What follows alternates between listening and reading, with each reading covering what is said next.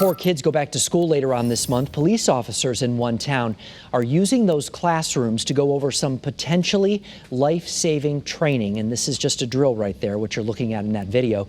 Channel 3 New Haven Bureau Chief Matt McFarland got a closer look at the training and is live right now with the mobile newsroom. He's in Wallingford this afternoon with more details. Matt?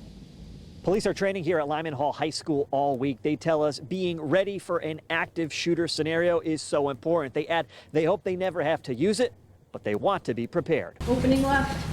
Clear. With their guns drawn, Wallingford police officers quickly make their way down a hallway inside Lyman Hall High School. Who's got a gun?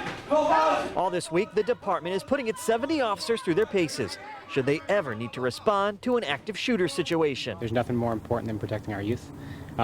So, in the same state where Newtown happened, we want to make sure that we're as prepared as possible to respond to something like this if it were to happen in our town. Sergeant Stephen Jakes went through his training on Monday. It's really good to get our officers in the schools to see the layout, to see how it's structured. Splitting officers into small groups as they work in teams. This refresher crash course goes over policy, tactical drills like clearing hallways and classrooms, along with simulating potential real-life scenarios. When it comes to an active shooter, there's somebody who's actively hurting people.